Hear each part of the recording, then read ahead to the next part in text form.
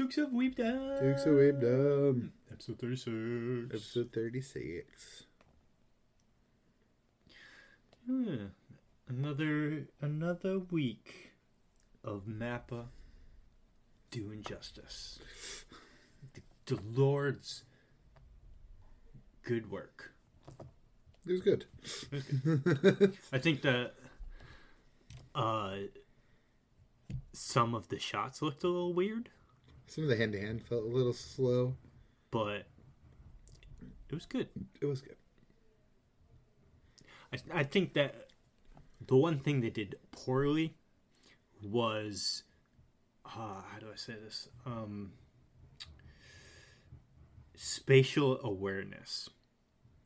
Because they're in a bathroom that is very small, but sometimes the movements that Yuji was doing around that made you think they were in like a very large room sometimes. Like, not some of them looked good because he was going through like the stalls, but sometimes from like not the wide range of the room, but like the width range from the stalls to like where the sinks would be. That's a very narrow area, and he was going back and forth with some of those, and I was like, how wide or short is this bathroom truly? But fucking my favorite part was the end. Brother no jutsu. Yeah, that's my favorite part. They animated the shit out of Choso losing his mind there. See a little detail. At least in this case, other than with Todo, Yuji and Choso are technically our brothers. No, it's still going to be really funny, though, because no one knows that yet. Nobody. You know what I mean? So, because I didn't spill the beans yet either. I just poked at, like, to my partner. I just poked at the fact. I was like, this has happened before. Do you remember Todo?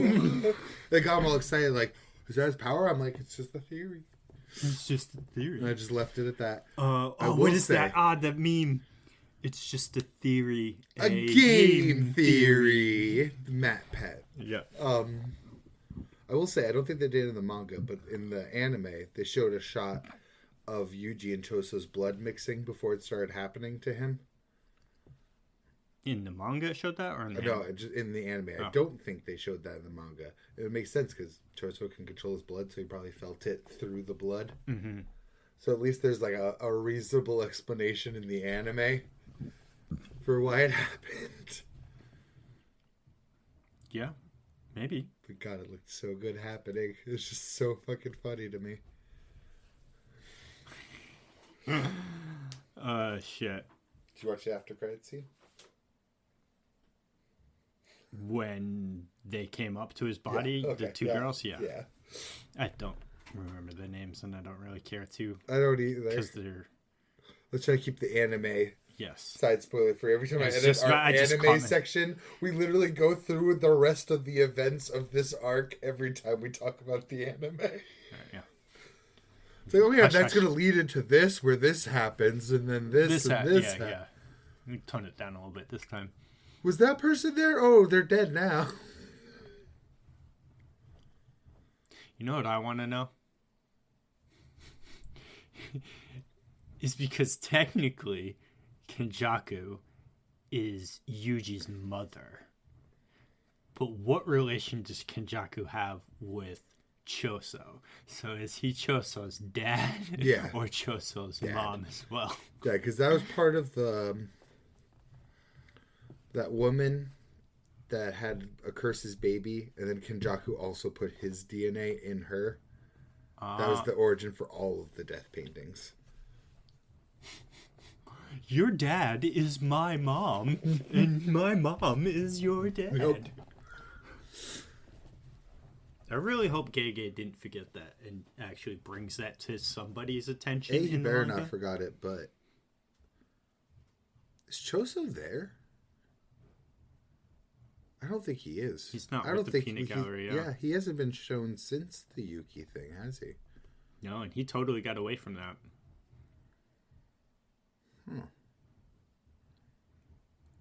Interesting. Because I was just thinking, I was like, why didn't no one tell Yuji this? But I guess Choso would be the only one that could. Which he really should have before now. Because they were together after Shibuya. He really should have, if he hadn't mentioned that to Yuji, you should probably... Is he aware? Well, does he really know? No, I was going to say, knows... does he know the Kenjaku is Yuji's mom part? He's aware that he's his relation with Kenjaku himself, but what about Yuji's relationship? Well, he has to be aware that if they're brothers, then they didn't have the same mom. I'm interested to see in the anime, because I don't remember, is... Here we go, going through all the events. Spoiler section. No, just that spoilers. Choso meeting Yuji again after this episode, and the conversation of this. It's awkward. That's all I remember. Because it's just like Toto Yuji just kind of has to be on board with being Zoen's brother. But that's what I mean. No. Damn it, Choso is there. Because do you remember when before the peanut gallery fully formed, they were all like talking to each other, and Yuji said something about his brothers being inside him now? Whose body? Didn't he swap with Choso's body, or was that... No, Kusakabe. Kusakabe? But that was like right after he said that to Choso. Like he was almost inferring that he must have ate some of the death painting wombs. Mm-hmm. So Choso had to be there. But again, he would have had all the opportunity in the world before now to mention it too. Just still. So hey, our dad's the ultimate evil. What do you mean, our dad? That's not my dad. That's my mom. He looks more like my mom. Wait a minute. Fucking Kenjaku. Actually, no. Damn it. Kenjaku says Kaori Itadori's technique is anti-gravity. Yeah. That is name-dropping Yuji's mom. Choso, why haven't you brought this up to Yuji? Yeah, straight to Chojo. Choso. Chojo. What is with people in this series not cross-communicating? Because this also came up with, why did no one warn Gojo that Sukuna has an open domain? Gojo lost like 3 domain clashes to not knowing that it was an open domain for Sukuna, and people knew that. Yeah. And Gojo was training for a few months, or prepping for a few months. There's all the time in the world to tell him that. Where's the cross communication? They do a lot of it when you want them to, Gege. It's not even possible. I think it might be possible. It's happening. It's gotta be possible. Yes, it's possible. Fucking peanut gallery. Peanut gallery. So I actually don't think we talked much last week about the JJK chapter. Because as I was going through, it really sounded like just anime talk. I timestamped the chapter, but I remember us talking about Higuruma and Hakuri descending. No, we did. We did. We had to point out the people in that page. Yeah, we briefly, because I mentioned Yuji's hands and how they had like pointy fingertips. Yeah, so and how he's kind of like gripping it weird, like biting onto it. It looked like he was coming into it, activating a technique. Again, maybe it has to do with those curse wounds, because it's probably Blood Ministry. Mind blown? Yes. It finally fucking hit me today that we probably do know Kenjaku's original technique. It is probably blood manipulation. It comes from his clan. Womb perfusion, the name of his domain, would have to do with blood perfusion.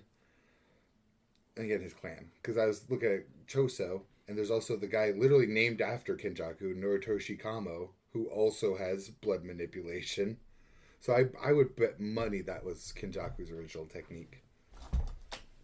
Wonder how he morphed that into turning into a brain that hops bodies. Right? Well, maybe that's why he doesn't get rejected by the bodies, too. Because Gege does like to think that far into these things, too. Yeah, but then they also put in the fucking bullshit that fucking Gedo's body reacted to him at that moment with Gojo, and then that was never brought up again. Yeah. Because they went into that much detail for the Choso fight, where they're like, the water from the sprinklers puts a pressure on it and causes osmotic pressure. How did you like the exposit that happened from the narrator this I was episode? kind of all right with it. My partner was like, I guess that works. Because he called it. He called it. He was like, they're going to go into the bathroom, and it's going to be like the water's going to like dilute it. And dilute's not the right word, but he still pretty much called it. Yeah. He liked it, though. He did like the fight. But it's okay, because Kenjaku can do whatever he wants. But next chapter, he's about to get his face pushed in. Yes. By this was a great the chapter. comedian. Dude. I do like Kenjaku's swagger sometimes. Like the way he was just laying down, talking to the exploding guy. Kind of like on his phone and shit, or reading a book and shit. Just chilling. You see, to me, that seems more ghetto than Kenjaku. It does seem very ghetto. I know Kenjaku's been very chill, too. I think of when he dodged Choso's, like, piercing blood with just a... My thing is, especially the anime, because, like, when you read a manga, well, at least when I read a manga, each character, I kind of, like, they have speech patterns, but that's all you go off of. And I kind of formulate personalities based on what they're saying and their mannerisms in my own brain, right? While I'm reading, kind of, to an extent. The anime, while watching it, that it does it for you. So I was going to say, it does stuff. it really good in the anime, too. Kenjaku feels different than Geto felt in the anime to me. Oh, I was going to say the opposite. See, he feels the same. No, I think he feels very different. Or like... Geto would smile and joke. Well, I mean, like, Mind Break Geto? Not really. But then, like, Episode 0 Geto, and, like... I mean, he was great after in some that, of those times, it's just like too. they just seem to... Let's like, curse each other at the smile. Only thing that Kenjaku doesn't say is the monkey stuff. That's what I mean, too. The racism, even the hatred.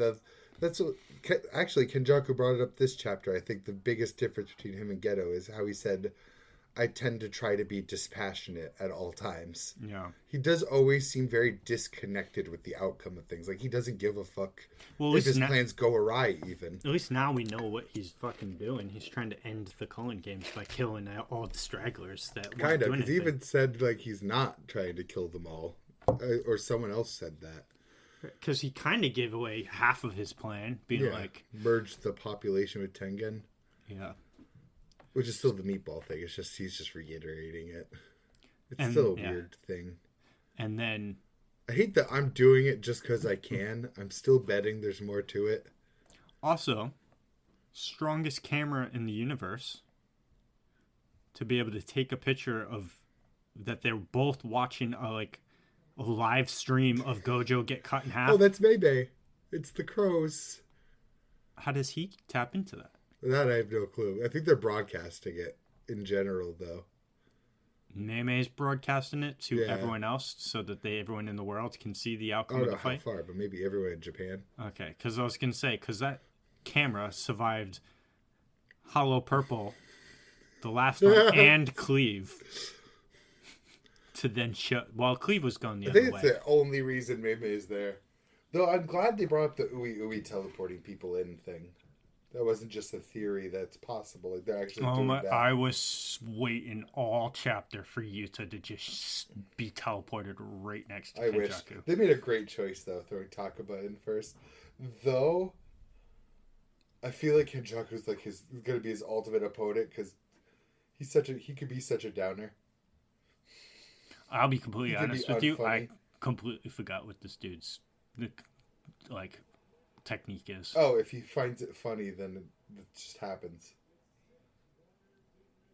That's pretty overpowered. He's unaware of it, though. He doesn't know that he can just make anything a reality. He just tries to be funny. So that's why it didn't work, because he thought it'd be super funny if Kenjaku's ability just didn't work. Hopefully that's why I sent you that picture earlier of him dancing with Gojo. Would it be funny if Gojo just got right back up? Boop.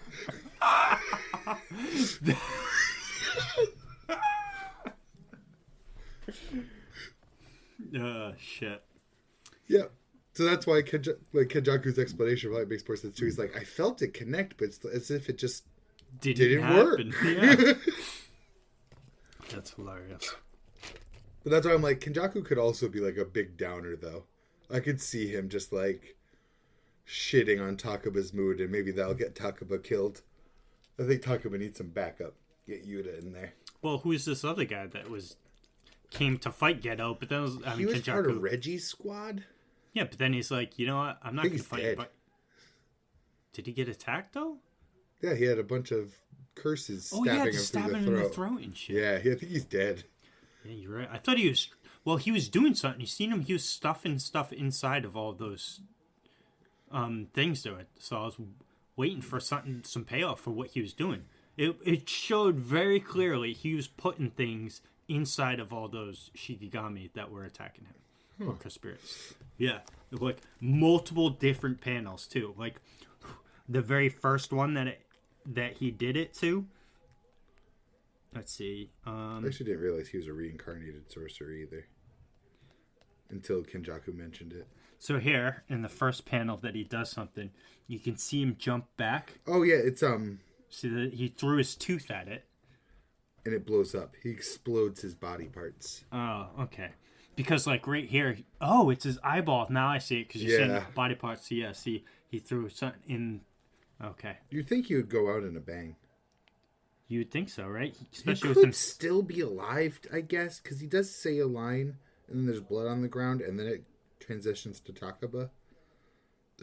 So I guess he could still be alive for, like, a surprise save.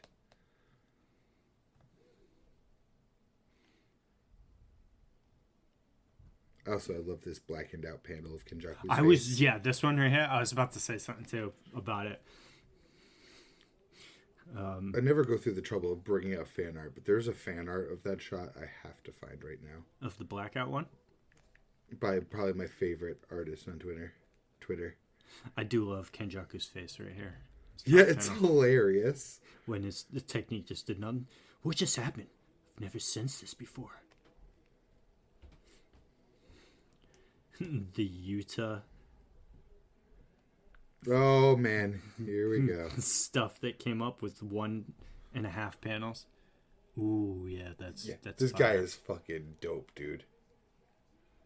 Oh, wow, that's some good artwork. He does Makima horror art most of the time.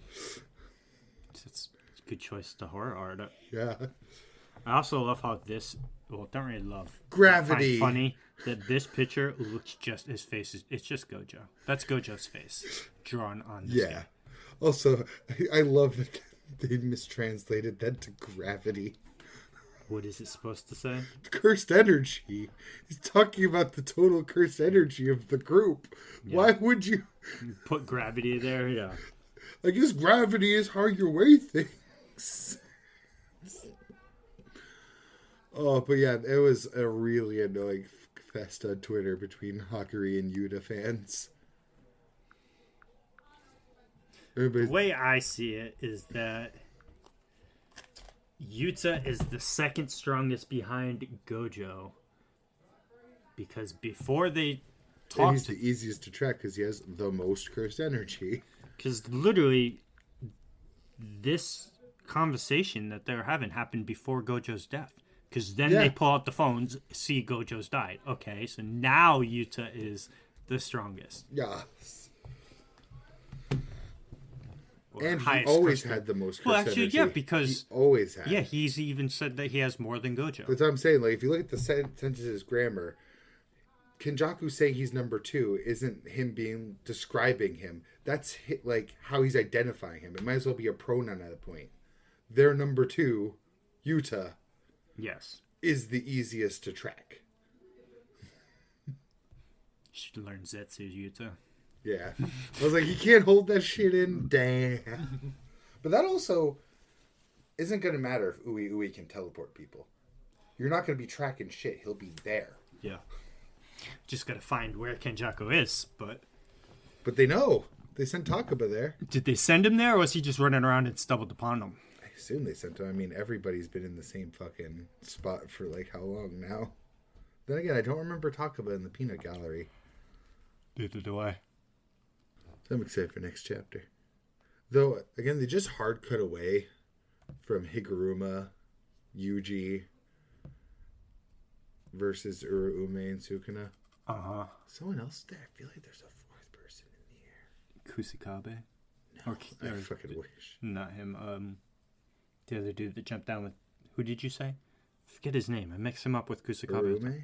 No, Uruume, Hakuri, Yuji, and... It's Hakuri. Hakuri is the one I missed. It's Hakuri, Yuji, Higuruma. Higuruma. That's who I keep saying is. I also Kusakabe. love... I actually just had open to this page, too. Awakened players bore me. They're just here to fill out the roster. The only one I sense potential in is Higuruma. Giving him some gas. Yeah, if he can confiscate Sukuna's curse technique, that'd be huge. Well, he's kind of gonna have to because it's like their only option. It's his only attack too. All Higuruma's got is that domain. Well, nobody else has Limitless to block. Or simple domain, for that matter. Yeah, but they don't have anything to block Dismantle or Cleave. Nope. Yuji walked through Cleave last time because Sukuna specifically stated Megumin stopped it.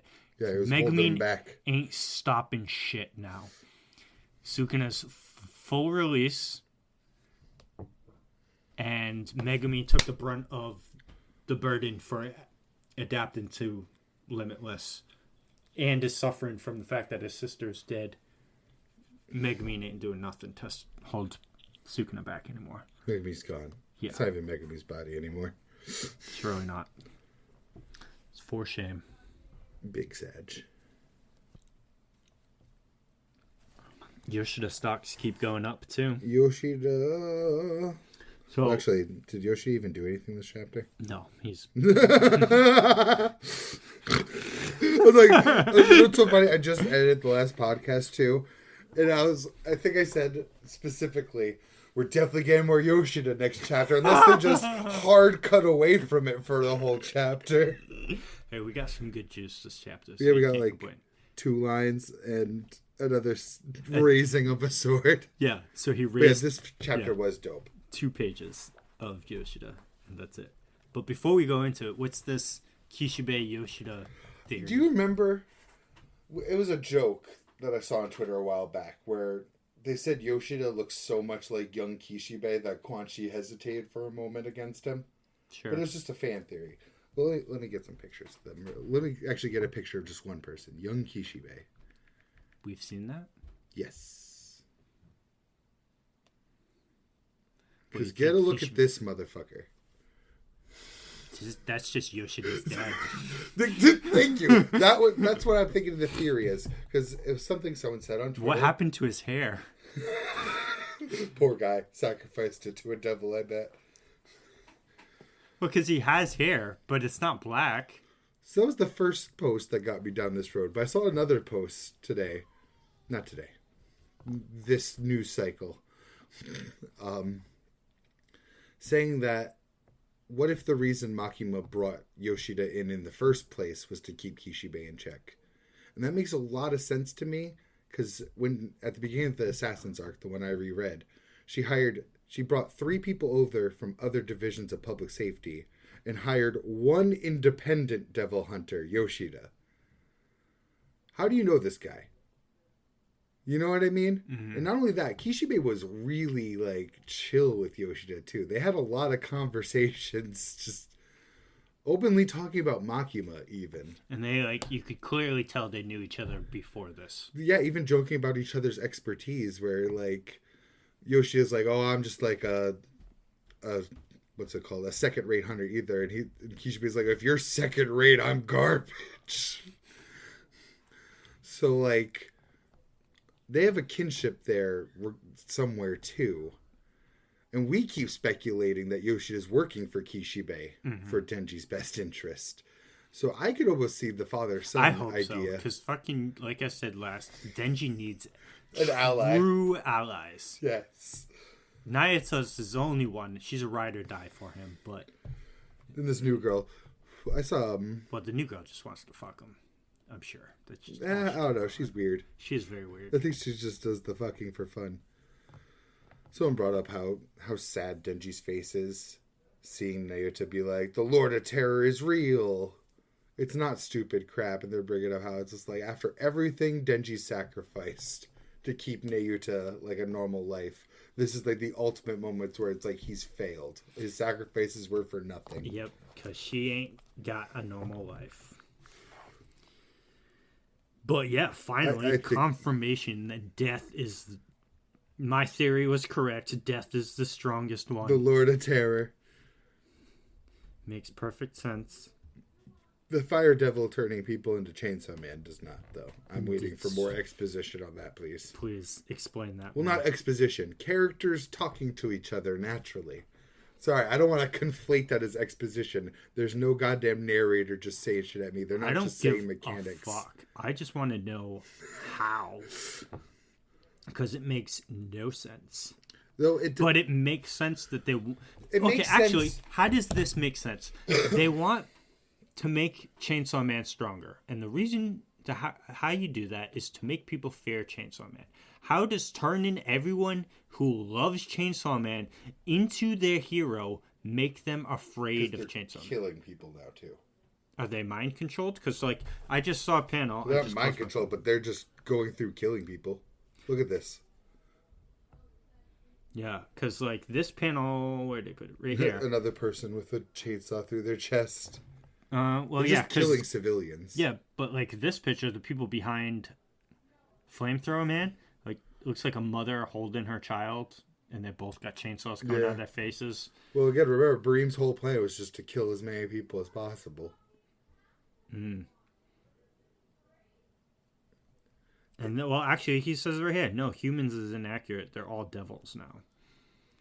And then there's a big explosion. The only part I'm weirded out by is the fact that it's the Fire Devil. The fact they turned into Chainsaw Man makes a lot of sense because, like you said, it's their hero. Yeah. It's what they idolize. Everyone that joined the church is jealous of wanting to be Chainsaw Man. First off, Nayuta, you're super gung-ho in school and all, but you need to learn some fucking grammar. The super duper strongest devil with the name feared most of all. She says super duper later too, to get them both super duper duper strong.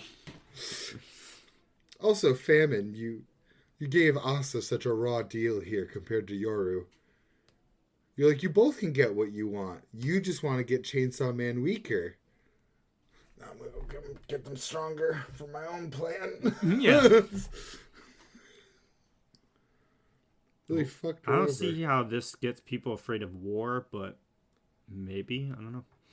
Maybe the only way that would work is if they have someone in the media to like label it a war. Well, yeah, maybe. Like, it's all it'll take is make people think it's like a war. A war between the church and public security.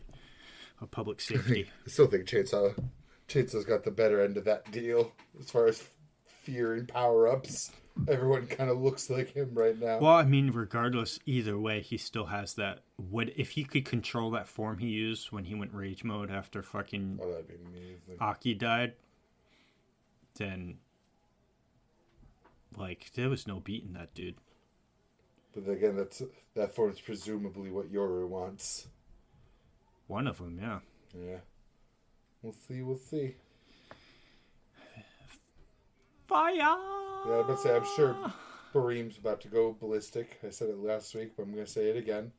Also, I had texted you this, but I think it's so fitting that the Fire Devil's working with the Flamethrower Man.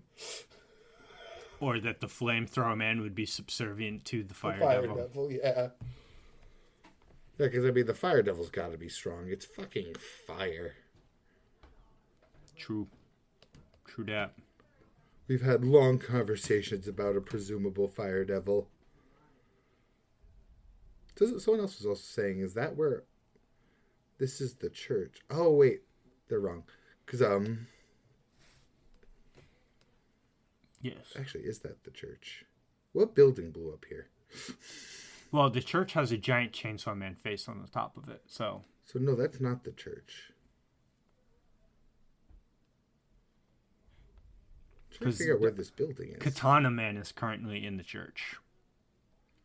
And then Asa's at her house with Yoshida. And then Denji and Bareem it's an apartment, though, right?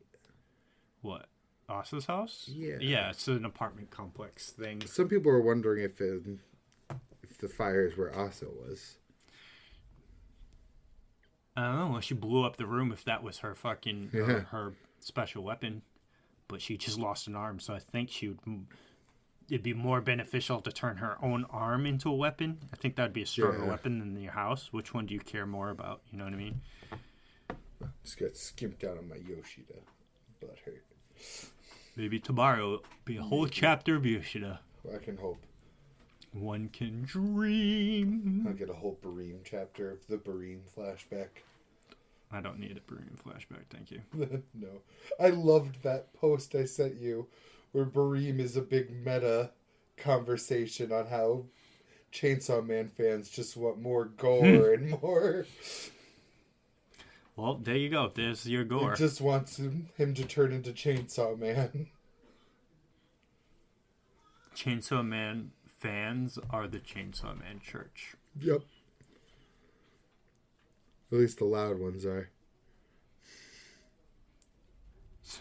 I'm sure there's a Twitter out there because, like, how there was a dude that counted the days of how long it's been since Gojo's been sealed. I wonder if there's one counting the days since Chainsaw Man ribbed his chainsaw. Oh, I bet. There's the "Is Ruri Dragon back yet?" one too. It's funny you say that. I mean, flipping through YouTube Shorts today, I saw someone talking about how that got canceled or whatever. Oh. Like, so I don't know how true that is. I don't know how old the video was. If it was just that they thought it got canceled, even though I don't know. I haven't heard anything, but it very well could be. Well, I mean, I haven't read it, so either. Ruri Dragon, so I don't know what the big hype is about it. I just know the basic premise. I read it, and I don't know what the big hype around it is. Did you read all of it, or just like chapter 1? It's 6 chapters out. That's what I mean. Yeah, I read all of it. Oh. Yeah. I didn't. It's what all I know is the premise is some girl wakes up with horns. She didn't have them when she went to sleep, type deal. Yeah, she finds out her dad was a dragon. And she just grows into it one day? Kind of. Like, she had fire breath at one point. It's literally just like, whoa, new kooky dragon thing in class. Oh, no one cares. Okay, cool. Rinse, repeat. Okay. No one cares I have horns? Huh. That's why I compared it to Kafka's Metamorphosis. Because he turns into a bug in Metamorphosis, but it's more about how, man, that makes my everyday life kind of harder. Like, it's not a fantastical tale of turning back into human. No, it's like, shit, I can't hold a pen very good with these weird bug hands. Yeah. My wife is annoyed that I'm giant on the bed now. It's mundane. Very. Didn't gel with me. Too slice of lifey, too low key. Yeah, slice of life's got to be like something. There's got to be something there, separate of Something the slice of life to keep you wrangled in. And in my opinion, for me, with slice of life, that has to be to keep me going is like some kind of comedic aspect. Yeah, like if it's got some heavy comedy. Spy Family vibes. Yeah, but I mean, at the same time, I wouldn't say Spy Family is no a slice of life. No, but there's a difference between being a gag thing and a slice of life. Yeah. Slice of life is a lot more mundane, Slice to bring that word back out. No, it's Slice of Life. Clanad Season 2. Ah. Season 1's more of a comedy with slight supernatural elements to it. But then it's part 2, the after years of Clanad. It's just, this is what everyone's been doing since they graduated high school. And he got a job, but he sucked in school, so it's not a very good job. It's a labor-intensive job. And she works for her bakery. And this other girl is now a teacher. I think I've only watched one Slice of Life, but Miss Kobayashi's kind of Slice of Life. But then it has a dragon element and fucking comedy. Yeah. I say that as we're talking about Ruri Dragon. That's a slice of life that has a dragon element. Yeah. And I'm Not sure much comedy. No. The other slice of life I watched was some Lucky Star way back. I tried getting into Lucky Star. Try being the operative word. Yeah. It's just not for me. I can. No. I can say one thing about it. I've seen images from it. That's about it.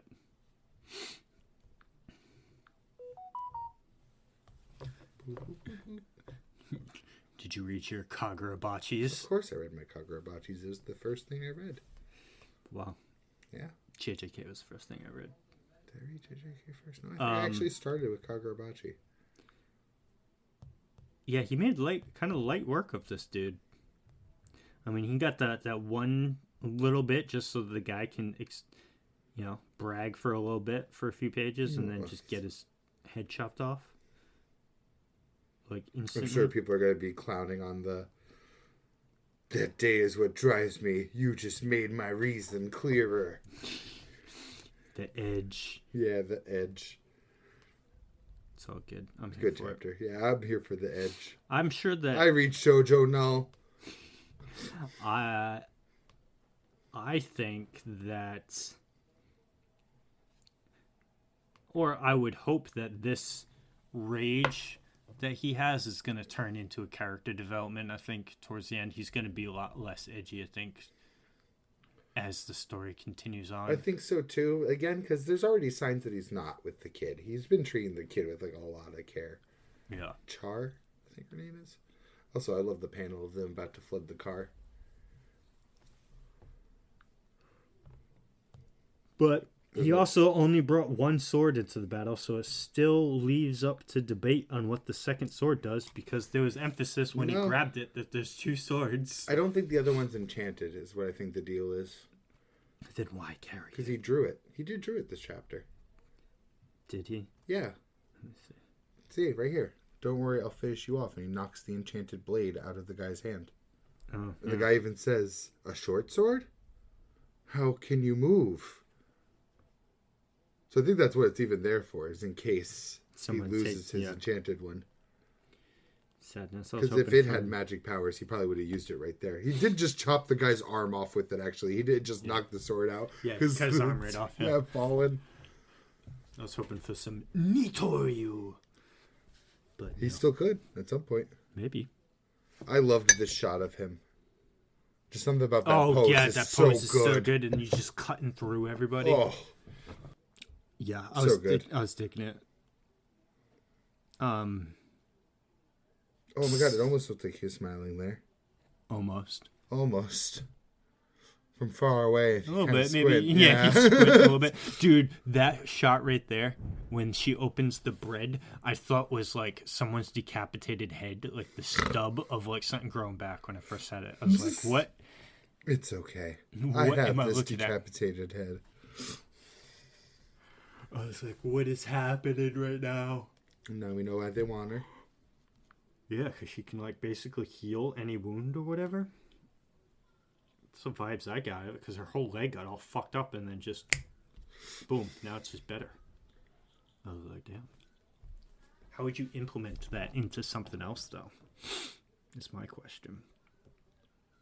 Maybe they have some way to extract powers from people and... Yeah, the magic does seem a little weird and nebulous. Yeah. Can't say for sure. I keep forgetting it was just a gag chapter for Shoujo No. Yep. I don't even read them for Shoujo No. Neither do I. I don't come here for the laughs.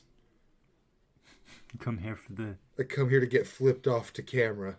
You come here for the 10-year-old edgelords. Yes. There was a wild strawberry, though. There was. And... it was pretty good. I liked it. Oh yeah, the girl's backstory was good. I liked that. Yeah, it was I don't like the unnecessary tentacles going up her skirt for literally no reason. The upper... which one? Oh, yeah. For literally no reason. Is there nutrients you want up there? I mean... and then it's not up there anymore. And like the next page, like it was just there because like... It's just a quick shot in the It's front. still for Japan. I didn't even notice it, to be honest with you, when I was reading it. I sure did. I knew, like, real quick when she got back up, though. Like, when she was about to come get her, she grabs onto her arm. I'm like, oh, you don't want to do that anymore. I'm pretty sure she's, like, infected now. Yeah. And he goes through this whole thing, and then, whoa, now you're stabbed right through the chest. And her hair, like, did her hair turn white, or is that just a drawing? I think it's just a drawing thing. Personally. We know the Mayu character is going to die here because it's, yeah, it's a flashback, and she's not present currently, so. And this other girl needs to get infected by a Jika at some point for her to be able to join the flower I funerals. don't know if they're infected or if they just keep it in the scissors. Right. Because they made it seem like the main character's a different case, that his sister's inside of him. Yeah, I think the rest of them keep them in the scissors, because they even told them when they're coming in the library that they didn't put a parasite in his scissors because he already has one inside him. Makes sense. So he just has a giant pair of useless scissors on him. Pruning shears.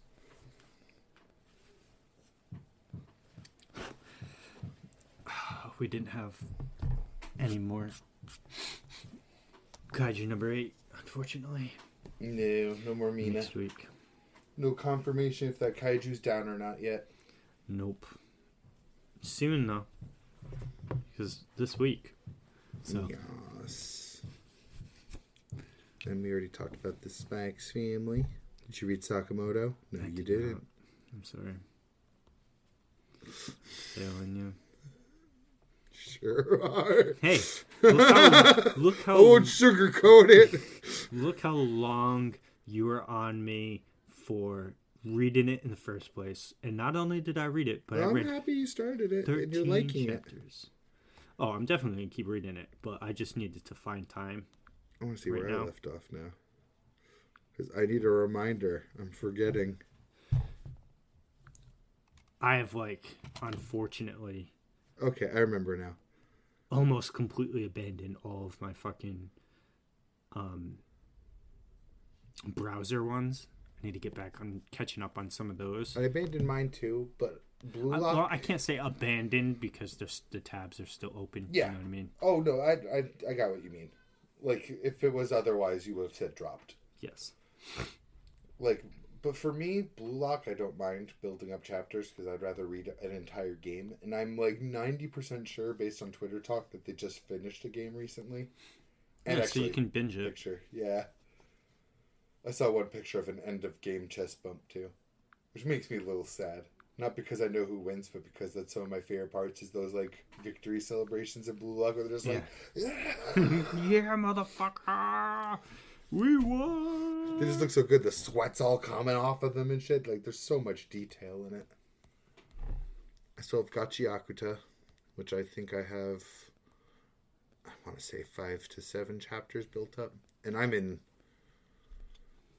the climax of an arc, it feels like. And it could go either way right now. Whether they're going to just do a we win, reset status quo sort of thing. Or just move to endgame. Or what I presumed would have been endgame. It's weird. It's still very early, and there's still plenty it can go. How many chapters in is it? Let's say it's in 60s. It's kind of past the normal cancellation range. Yeah, but it's at the not same time, Shonen Jump. It's Kodansha, so might have more legs in general.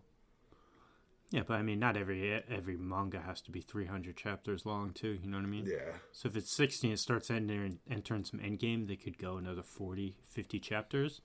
I'm going to do broad strokes. Because he was somewhere up high and then fell down to Trash World.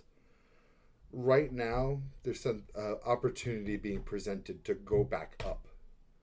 And I didn't expect that so soon. It's not exactly a way that he'd be like, fuck yeah, I'm on board. Right. But I didn't expect any talk of that right now. I expected it to be Trash World for 100 chapters. Right. I need to get on reading that Vagabond you gave me too. Yeah. I'm excited to talk about it. I need to get on the Berserk also. I haven't read Berserk since the last time I said that I read it. I've been putting it off for a while, mostly because I fucking hammed through it. I read through 5. You're on cooldown. I am on cooldown, yeah. And it's the perfect place for me to have stopped because the end of the last deluxe volume ended the arc. Nice. So this new one that I've opened, it's a whole new arc starting after the one I just read and it's completely now for me out of all spoiler territory. I know one thing that happens going forward, and that is that Guts gets some kind of new armor. That's what I know. And I can know some other non-spoiler I know things. Thing about Griffith, and that's it. Beyond where you are, I'm pretty sure. There's something that is happening with him, and I know at least one character smacks him in the face, so I know he'll be back at some point to do something. But I swear if they pull a fucking "we forgive you, Griffith," I doubt that it would happen, but this whole story is predicated on the revenge against Griffith, so I look forward to the day when that happens. I started the second Vagabond this big. Nice. I think the last time I edited, not this time, the time before it, I started it. I started drawing again. Ooh. Mm-hmm. So I've been doing that every day. Nice. So I'm going to try and do that every day. What I do is I have my sketchbook and I try and fill the whole page with whatever. I'm doing So that's why you haven't read Sakamoto. That's why I haven't read much of anything extra. Even because I'll stop so I'll be playing whatever games I'm playing late at night, and I'll stop somewhere around 10:30, 11, and then I'll draw for an hour. Nice. But I'm doing weird stuff, so I'll draw just the hand or just foot because those are really hard to draw. Or I'll draw if you look at them, the pictures, they look like mannequins. So I'm just trying to do proportions instead of details. You know what I mean? I'm not drawing I'm not drawing eyes and noses or anything or even hands and feet on these. I just draw the outline of everything to get body proportions. And I'm going on guides on YouTube and Google Images and the step-by-step guides, stuff like that. Practicing. Try it out. See where it goes. Yeah, we used to draw way back in the day, but it's just something my wife draws all the time. So I think it was actually last night. She was getting ready to go to bed. She's like, "Oh, you coming?" And I was like, "Yeah, I'm just gonna draw 1 or 2 more things." So she turned her drawing tablet on. She sat next to me. She's like, I want to draw with you." Oh. So we pulled up the same step-by-step guide because it was hands, and she doesn't really like hands either. So we drew a hand together. She drew on hers, I drew on mine. She's infinitely better than I am. She's infinitely more practiced. Yes. But that's what I've been doing with my late nights. Nice. And then these mobile games. I was about to say, I've been playing MOBAs. These fucking mobile games. Fate's actually been taking a back seat for me because of I've been playing more Bleach, Brave Souls, and now Mobile Legends. Yeah, I've been playing a lot of Mobile Legends and the League of Legends version because I finally found a main on there, and they're not a carry. Oh, it's annoying as fuck. What are they? They're called Timo. They're a little raccoon guy. He could do mid or solo. I've been playing him solo because he has a poison dart poke. He's ranged in general, so ranged in solo lane in general, it's already annoying as shit. His ultimate's a 20-second cooldown, holds charges. He throws a little poison mushroom trap that stealths itself. So they have to ward to even see them. If they step on it, it's a burst of poison damage. Mm-hmm. You just stack these fucking things in the bushes. It's just so brutal. And then his other 2 abilities is passive movement speed out of combat and active camouflage. So I'm just rolling through the bushes invisible, poison dart, run away, throw mushrooms all along the way. Like, it's just so brutal. You can have like 5 charges of the mushrooms too. So I'm just like, as I run up lane and late game, I'm just like, side alley, bush. He's just so small and cute that I just imagine how pissed off the opponent is. I'm sure. I would be quite angry. Again, because like solo, that's usually the warriors. That's usually a melee or a tank in there, and I'm just constantly poking them with the poison dart, and they just constantly have to back away from everything. There are other games like Smite's pretty punishing on that though. Like if you're trying to like do like a ranged, yeah, you get, especially with certain metas it could work, but like the last time I played Smite, if you were trying to bring like a mage or a carry, yeah, I wouldn't and you compare it weren't to a like carry, a really, yeah. If you were a really good solo laner, you could make it work. Like, but if you're just doing it just for funsies, you're gonna get bodied. Yeah. You just. I think it's too easy to take a marksman into solo lane in Mobile Legends. I think it's too easy and too rewarding. I don't know which one's which, to be honest with you. I will. Is the top lane the duo? The problem with Mobile Legends is it doesn't mirror. Like, it doesn't flip the map. So it's not always top. Right. Depending on which spawn zone you're in.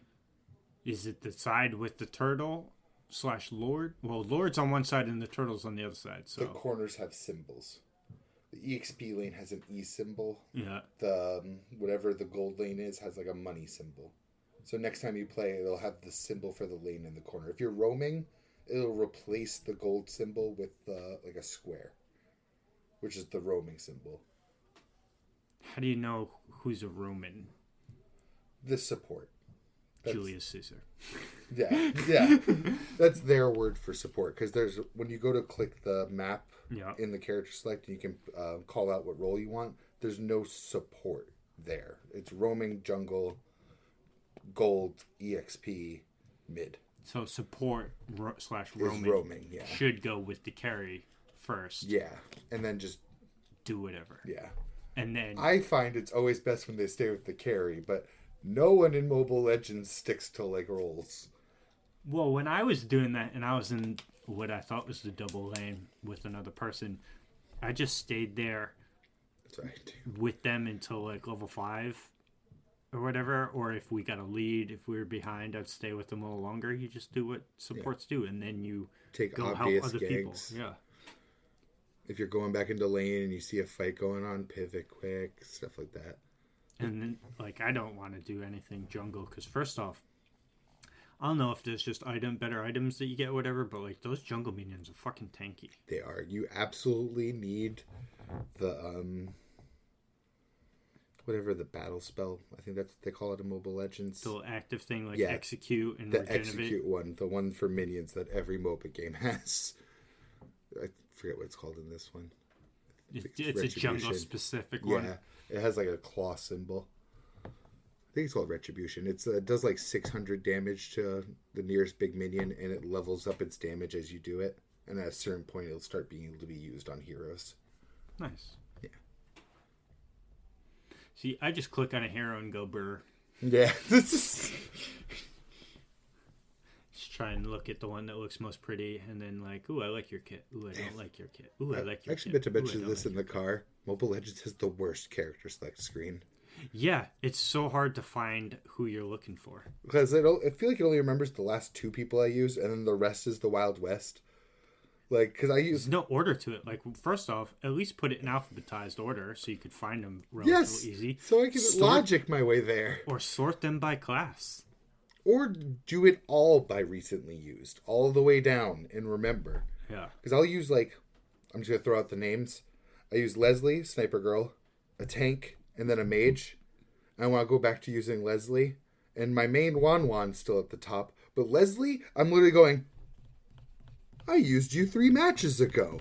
There you are. And then at that point, someone else locked in your role. Yep, that's why I actually click the very first person I see of the role I want and then scroll to who I want in that role now.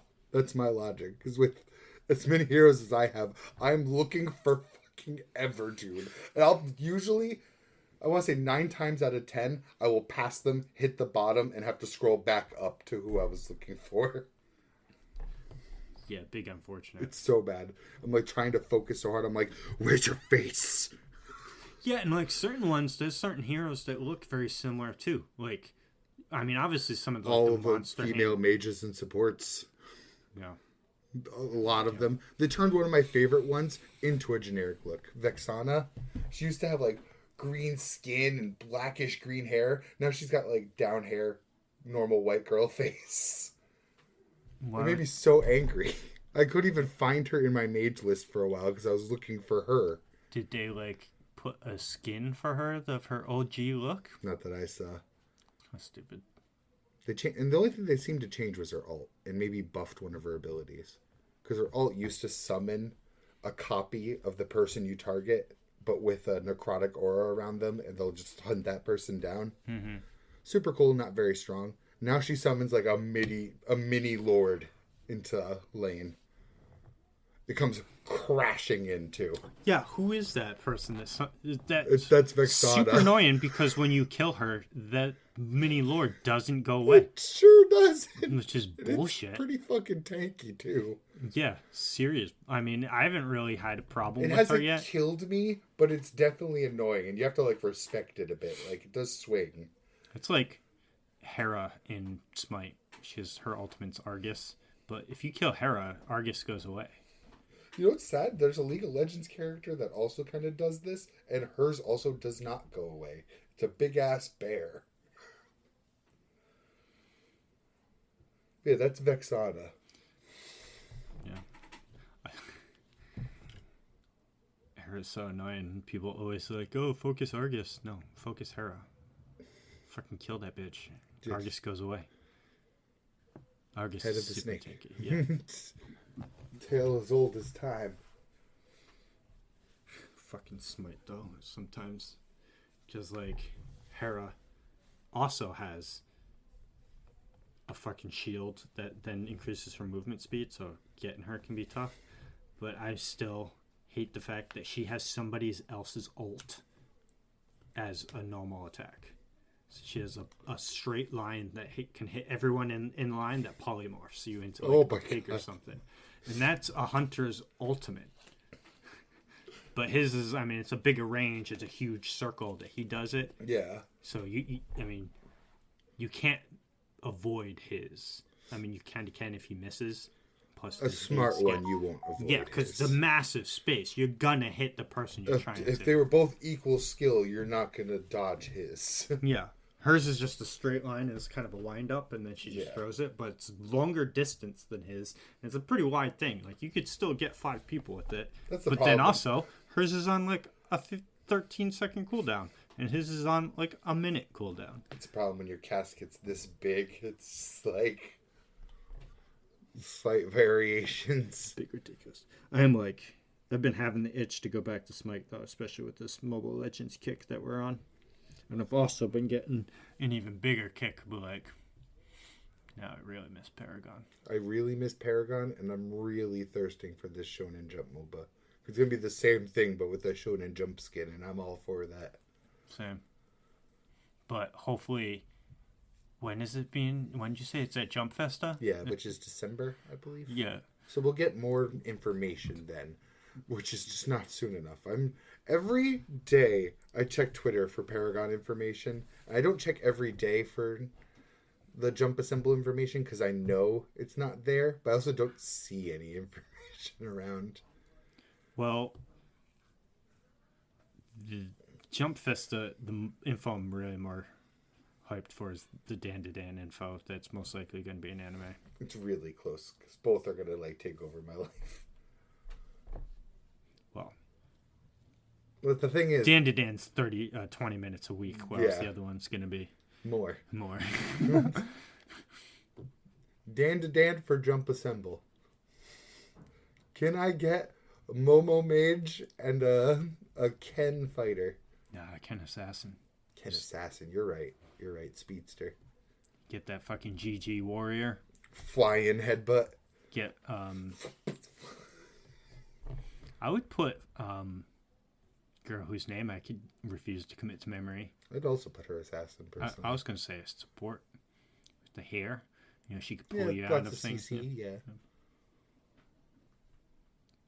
Kinta just, I don't know what he'd be. Giant mech dude. Also, because my son, super way off tangent. Yeah. Just a quick side note, because my son's now in like current Mandalorian. When the fuck did Grogu get a fucking mech? Oh, I mean, you'd have to watch Boba Fett for that, wouldn't you? Because the last thing I remember, the mech, the droid he's in, the Mando wanted to bring it back so he could bring it with him on a mission, but it blew up and went back to its factory settings to try and kill him, and then he blew it up with a gun. And now Grogu's walking around breaking up fights between Mandalorians. And what's his face? Moff Gideon has his own. I thought that dude was captured in season 1. Are you talking about the guy who owns the city? Because that's not Moff Gideon. No, the Gus Gustavo from Breaking Bad. The bad guy. Oh, okay, yeah, that's Moff Gideon. Yeah, he's totally in the new season, and he's got. He's in the new season. Yeah, it's like, weren't you captured by these guys? How did you get away? Don't tell me they let him go. Oh, I don't remember how this went. Because they did. It's either they had Moff Gideon or they thought they had Moff Gideon. I don't remember which. But they didn't have Moff Gideon. Oh,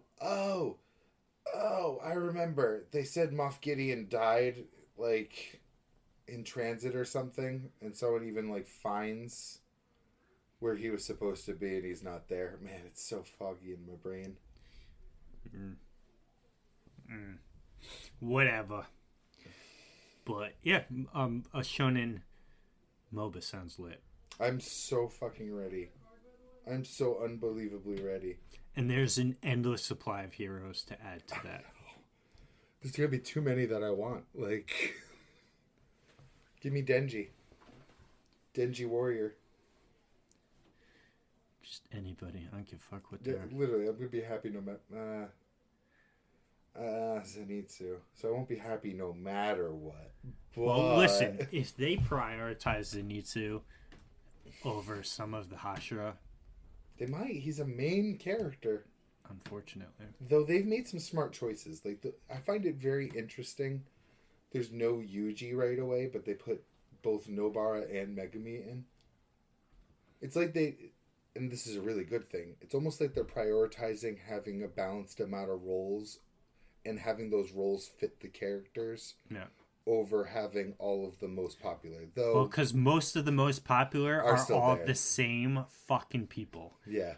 Tell me the difference that you would put in a MOBA between Goku, Naruto, Yuji, and Ichigo.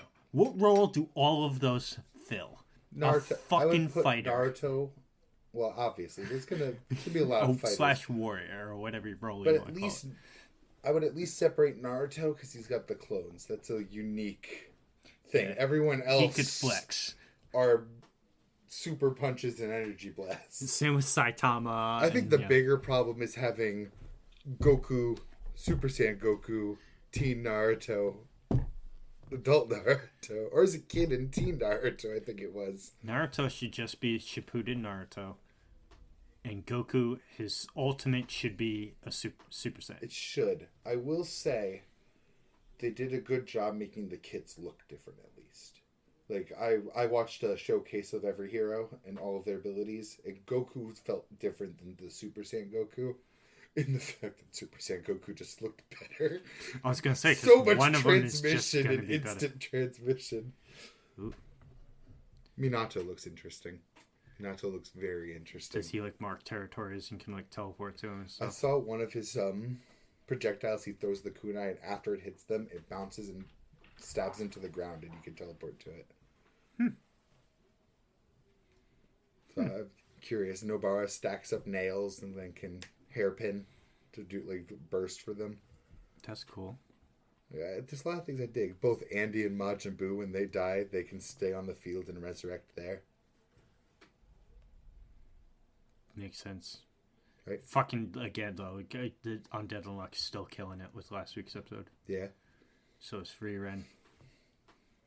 Free Ren's fucking really good. I've been watching JJK. And Edgerunners. We finished Edgerunners. Oh, nice.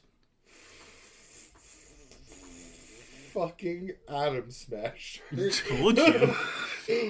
Oh my god. There's a force of nature in that anime. Fucking badass. I don't know, because I know, who's the short girl again? What's her name? Rebecca. I know that she dies, and I know that does. the main character dies. Sure does. Fighting Atom Smasher, right? Oh yeah, both of them. Oh. They both died at Atom Smasher. In the same fight or at a different time? No, same fight. I'm pretty sure how it goes is when Atom Smasher drops in, he literally drops on Rebecca, and that's what kills her. Oh. I know something falls on her, and I'm pretty sure it was Atom Smasher. Probably. And then, because I know, like, towards the later things, what's his name, main character? David, that's right. David just goes off the rails with the amount of I was really sad upgrades. that that's where they went with this story, is that he literally became like a shadow of his mentor. Literally just the same problem. You literally watched this man's downfall and decide to go down that same path. But you did idolize him. Like, you were by his side the moment At he least died. Lucy? Yes. At least she Lucy lives. makes it out and achieves her dream. Gets on the moon, right? Yep. Which was nice. It was still so sad, though. Yeah. Losing David like that. Seeing that downfall in general. 'Cause you saw what he looks like by the end, right? He's jacked. Yeah, he's huge. Fucking huge. That thing he puts on at the very end with the fucking giant arms that he fights Atom Smasher with. Atom Smasher just immediately rips off the gravity components from it. I'm pretty sure in 2077 you kill Atom Smasher as the player character. Oh, that's gonna hurt. That's gonna suck. Hey, you can get revenge for Rebecca and... It's true. I will enjoy that. I could be wrong. I know you can Yeah. fight him, but I don't know if that just means it's like, okay, it's like a clash type thing. You go about your business. But I could have sworn I heard that you can kill him. Interesting thing. Actually was in the room with my partner the other day when he discovered one of the last perks and one of the attributes is called Edgerunner. It's there's a certain capacity for how many cyber upgrades you can have before you risk just dying to cyber psychosis. Mm-hmm. It lets you go past that capacity at the cost of your max HP. So like each capacity over is like minus like 10 max HP from your life. I just thought that was really cool. So you can make an Atom Smasher where you just full chrome yourself. It's interesting that Atom Smasher is literally way further than David, but he just must have extreme real tolerance to that shit. My other theory is that it seems like cyber psychosis just makes you break down into a violent monster. And I think Atom Smasher just wanted all these for violence to begin with anyways. Like, I think he's just had his heart in the game. Yeah. Like, how do they turn you into a violent monster if you're already a violent monster? Or at this point, he's more machine than man, so maybe he's just cold logic took over. A robot.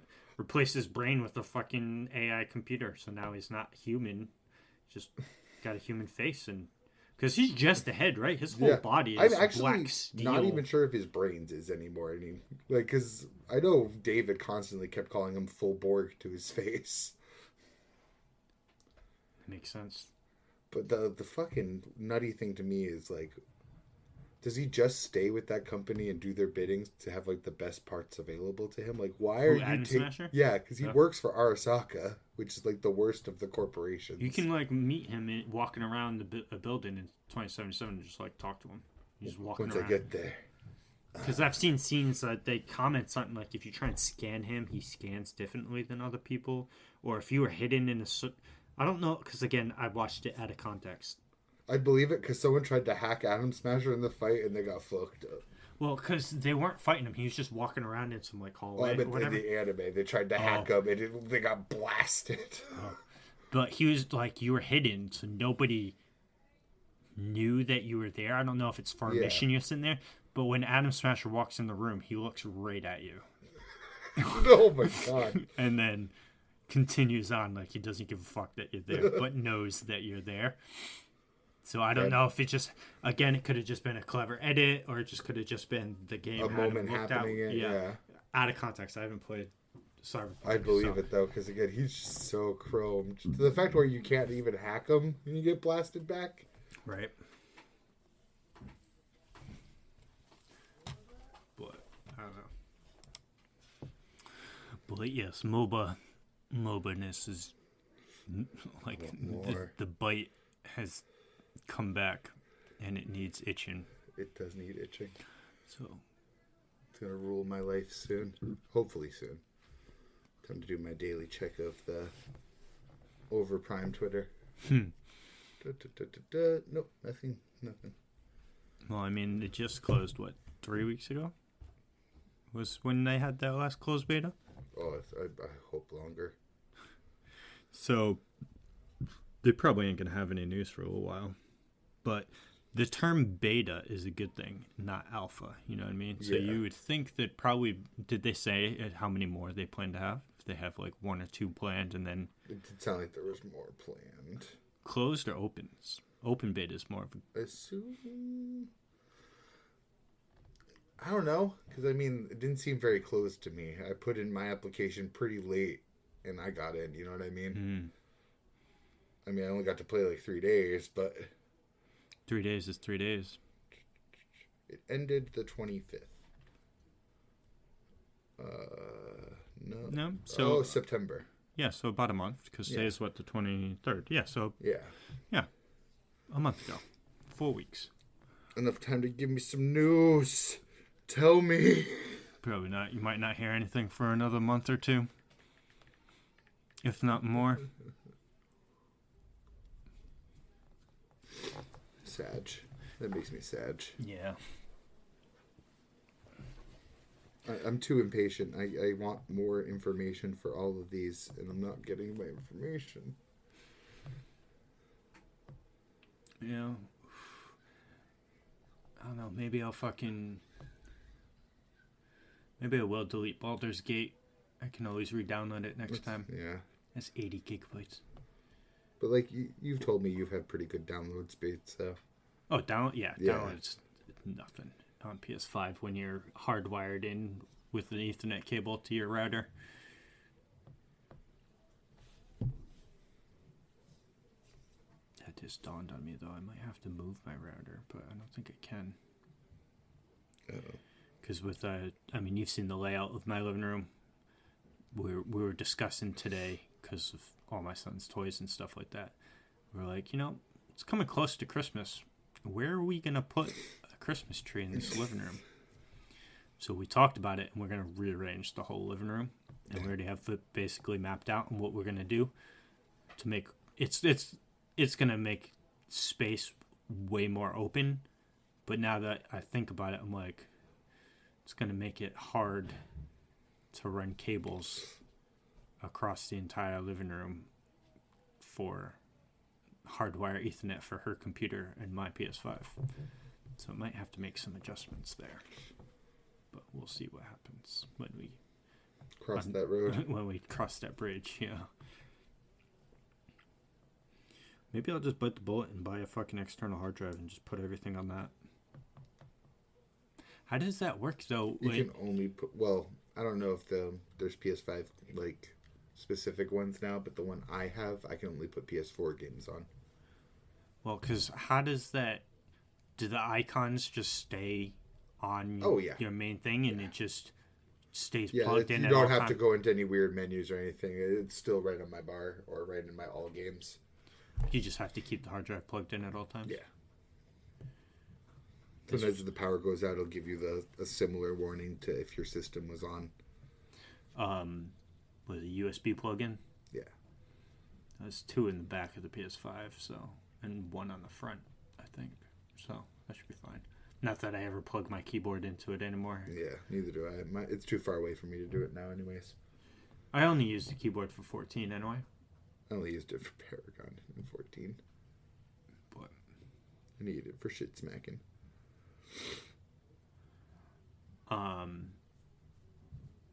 I think the answer is no, but you didn't read Dandadan, did you? I read it outside. Oh, you did. Nice. I did. Did. And we didn't talk about it last week. We didn't? Straight up. Oh, no. How dare we? How dare we? Doubling it up with the Dandadan.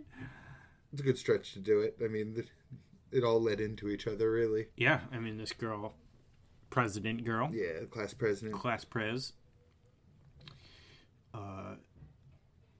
Kind of a sad backstory, you know. Yeah, Not too, like, that was the last part we depressing, talked just about. It sad. was her in front of the mirror. Yeah, the idol stuff. She's totally going to sing next chapter 100%. But, Yeah. It's totally unfortunate circumstances. I don't think she had really anything to do with it. It's like, I understand where she would blame herself in that regard. Yeah. See, in the situation's like, yeah, if you didn't say you would go, they wouldn't have come to pick you up, and if they didn't come to pick you up, they wouldn't have gotten to the car accident. So sad too, because it was like such a big moment for her. Her grandma letting her go. Yep. It's so sad. The artwork in just this chapter alone, though, Oh yeah, like every single all the page. statues, the big building Like- ghost thing. Yeah, like this. Look at this. G Lightan Lighten made out of fucking the buildings. school and buildings and stuff. All, by the way, I didn't take a picture of it, being carried on one dude's back. Yup. I was like, that guy's got the back muscles of a fucking Atlas god. Love this picture of her throwing the class president up. The power of Nessie, yeah. Just so many good shots, and just the detail in the back, like the backdrops and like The detail the is all buildings. these little characters that they have right now too. The people that fell. Oh, along I the did way. take a picture of it. Yeah, he's circled of him. I'll take a picture of this guy, this statue's butt. Oh, The fit service we need. statue butt. Statue butts. Oh my god. But of course, this spread of them fucking running on the buildings and on its arms and stuff. I love the shot of Ken right there, just pulling it in the front Yeah. row. It was just I also love that last shot at the very end. Yep. him carrying it right there. Yeah, we look at us taking the same screenshots. You just jumping through the air, holding just the whole. I don't even know what you'd call this. The buggy. Pelican? I think they called it. Oh, did they actually give it a name? I think that's what it's called. Like a up. I mean, it looks like something that would be in like a parade or something as you like go down the street in a parade, and you got all these. You know, it's a music. It's basically a Yeah. mobile stage. You know what I mean? Because that's what they're using it for. So. Yeah, a covered litter for one passenger consisting of a large box carried on 2 poles by 6 people. All right then. Pelican. I didn't know the exact definition, to be honest. I couldn't even explain. I just kind of knew the word. It's a diva skin in Overwatch, so... Oh boy. Overwatch. Actually, A long, long time ago. now owned by Blizzard. Well, it was always owned by Blizzard. Now I owned mean, by now Microsoft. owned by Microsoft. But that was the least of its issues. So what do you think about that? That's finally gone through.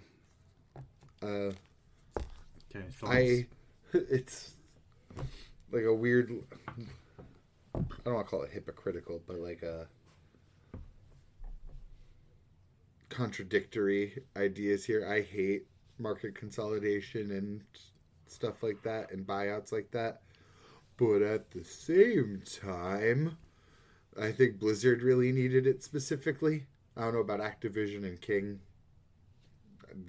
I know Activision didn't need it. They put Call of Duty out every year. It still sells like hotcakes.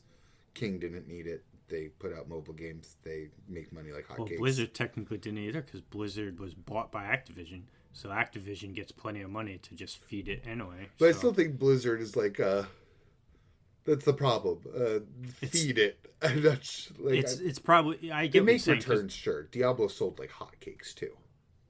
Yeah, and World of Warcraft still makes money. There's no way you're going to tell me that the amount of subs that game has isn't still in the positives. Hardcore out now too, and you have to sub for Classic, I'm pretty sure. So you have to sub for everything. Yeah, I think it's one sub covers both Classic and retail.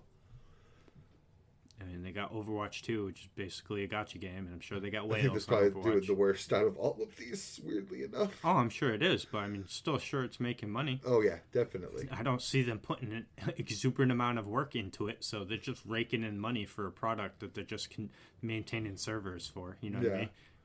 And putting out skins, but... How hard... Listen, yeah, we talked about this. Convince me that putting out a skin for somebody is any bit of work. It's just not. But I think they have a lot of A, management issues, and B, cultural issues. I think Microsoft would hopefully help with. When I see a mod get put out by one dude in like 24 hours that gives like 1,000 skins to 1,000, like 500 different characters, it immediately tells me every company ever that has hired people have hired either the most incompetent people you can find, or they just seem to want to talk up that their job is difficult when obviously it isn't. That, or again, it's like intentionally pacing people. It's like, we can do this amount of work and they'll just accept that. But then that one guy works overnight and just fucking triples what you did in a year. Yep. It's amazing. It's like some of these modders need to get hired by game studios just to work on games. So like, okay, all of that stuff of the inventory organization that you did for Starfield, that's pretty good work. Why don't we hire you full time and you just do that for our game? This also leads me to the other side of the argument, actually. Microsoft has also been incredibly hands-off with Bethesda, it seems like. So are they even going to help? Are they even going to do anything? Because they sure didn't... I mean, they didn't have... The acquisition didn't go through, but they did admit that they're helping with QA testing for Starfield. Didn't Microsoft also buy Bungie, the guys that did Halo? Oh, no. Actually. They started with Microsoft at first, because they made Halo. Yes. Bungie left, became... Oh, I gotta get the order of this just right, because this is actually a really funny tale of acquisitions. Oh, boy. Started with Halo. Left Microsoft because they were tired of making Halo, and they knew they'd be the Halo guys forever if they stayed with Microsoft. Went to Activision. Like, the people that ran Bungie, so... Or Bungie as a company. Okay. By Activision. Like, they cut ties with Microsoft. I think they were acquired by Activision before they put out Destiny 1. They hated Activision, broke away from from that somehow. I don't know if they bought their own company back or if they just made a deal to split. Became their own publisher. I don't know if they just didn't like that, because then they got bought out by Sony after. Sony they're currently owned by Sony. Sony owns the dudes that made Halo. Yes, 100%. So Halo could potentially be on PlayStation. Yes. No, in the sense that Microsoft owns all of the rights to Halo. So it's the people that made Halo are now working for Sony instead, though. Yes. But Microsoft owns the brand. It's so funny because at each stage of this, well, besides the jumping from Halo to Destiny, but from Destiny to more Destiny to Destiny 2 to more Destiny 2, all these acquisitions, like, they got away from Activision, it's going to be better. More monetization. Oh, they got picked up by Sony now, it's going to be better. More monetization. Destiny's a fucking hellhole now. It does the Elder Scrolls Online thing of trying to sell you the individual dungeons and shit. Like, oh, boy. Oh. Yeah, I'm not on board. It's free to play. Kinda. It's like free to start. And I poked my head in there, saw all the shit that's locked behind money, and I was like, no. And left. Peace out, thanks. Did the same thing with Elder Scrolls. I paid money for that one. It was on sale, granted, but popped in there, saw this whole catalog of dungeons that they want money for. I was like, no. That's pretty bad. That sucks. That's funny though. But Microsoft is just trying to grow the gaming sphere. Oh, and I need to correct myself. I'm glad we came back to the Microsoft thing. When it came to Bethesda, they did already own Bethesda. It's not part of the Activision Blizzard deal. So yeah, they just straight up didn't help with Redfall or Starfield enough. Both of those games just. Well, Redfield especially, that game. That game is. That one's an uncontroversially bad. No one thinks that one's good. I think it has less than 10 people playing it. It's funny because everyone that like so many people shit on thing, but like also other people like it's a good game. It's just not a great game. Yeah, it's just not breaking the mold of a Bethesda game. It is a Bethesda game. Yeah, which I kind of expected anyway. Yeah, I'm still on the fence though because it's like I hear Asmongold defend it. But then I hear other people, kind of. He says it's still a good game. Shits on it. But he's like, he beat the game. He 100%ed it. I think he said he was like, whatever. He gave it a 7. Personally, he said 7's still above average. Yeah. But then again, people also suck at the 10 ratings. It's back and forth because people need to understand. Because like I was actually just thinking about this today too, because it pissed me the fuck off. So, like, listen, when you're going to rate something on a 1 to 10 scale, 5 is average. All right, people? Yeah. 6 is above average. We're so far beyond that. You'll never win that race again. I know. You're right, but how can you say something so controversial yet so brave? Like, and 7 is, like Redfall's a 3. Forspoken's a 5. Starfield's a 7. Is average. I think it'd be below average in 4. I mean, it runs. It's just cringy. I mean, I didn't play it. Again, though, because I didn't see any story trailers. I saw gameplay trailers, which wanted me to get the game. Yeah, but then it was all the story reviews afterwards that made me not buy the game. I will download it if it's the free game of the month. Which I don't think I actually have. I don't think I have access to that because I don't think I have. You don't have PlayStation Plus? You don't need it for Blizzard for Diablo? It wouldn't surprise me because Blizzard has their own servers. Yeah, I don't think I do. Huh. Or I might. No, because I'm... See, it's weird, though, because... That's why I used to say in our group chat what the games of the month are, because I'm like, hey, just poke your head in and, like... I used to have it, so I don't know if it just somehow got stopped, but there's certain things that, like, say PlayStation Plus only, and I'm like... That's when I had PlayStation Plus. But I mean, if I don't have PlayStation Plus and I haven't noticed that I don't have it, am I really missing anything? Well, they put out their own version of Game Pass too and combined that with PlayStation Plus. So now there's tiers to PlayStation Plus. The one we were subscribing to for years, like the online play, is the essential one. And then the other 2 are for like streaming PlayStation 3 games or PlayStation 2 games from a cloud. Not streaming as in broadcasting, streaming as in like Netflix, like you're streaming the game to your platform for more money. So they're trying to make their own Game Pass, but not very greatly. Interesting. Because the difference is Xbox will put Starfield out day 1 on their Game Pass. PlayStation doesn't put out like Spider-Man 2. Yeah, but then that means that you play in Starfield for free. Yeah, pretty much. Like if you're already a Game Pass subscriber, you're playing Starfield for free. How much is Game Pass? Not much, if I remember right. Then how the fuck are they making money? They're not. Da, da, da, da, da. I mean, they probably are. I forgot the exact numbers. Why Game Pass is infinitely better than anything on PlayStation. Yeah, you're going to not spend money on AAA games. Yeah. A lot of indie games come out day 1, and... If you're going to tell me, well, first off, yeah, that's why PlayStation doesn't do it, because they have so much better and so many more exclusives. There's no way they're going to put all of those out for free.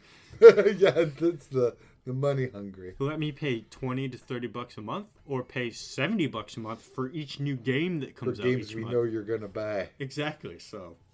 It's not going to happen. From a business standpoint, Sony's winning in that thing. From a business standpoint, obviously the place.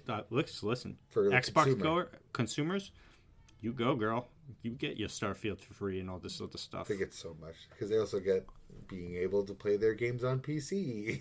But then here's my thing, because I never hear Microsoft talking about Xbox.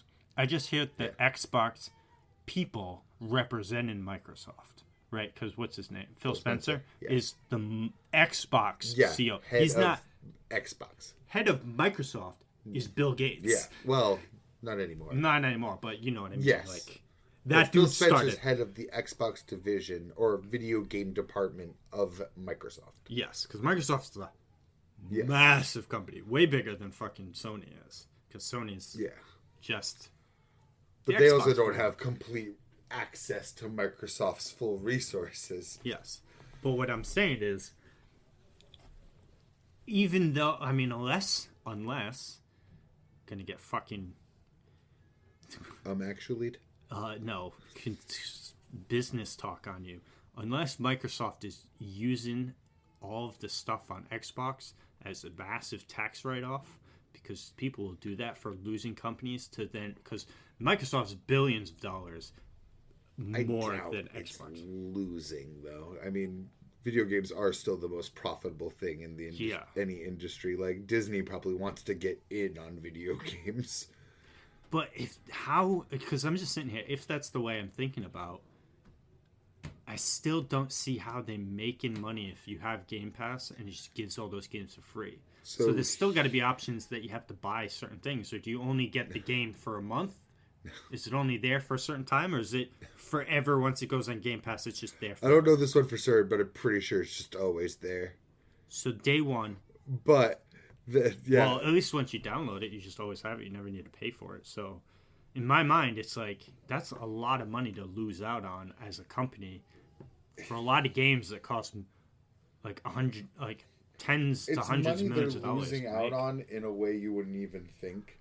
It's not them losing out on the shop sales, because think about it, a lot of that money is actually going to the developers. Like Xbox is, when it comes to third party, is doing the Steam thing where they're probably taking a cut for sales on their storefront.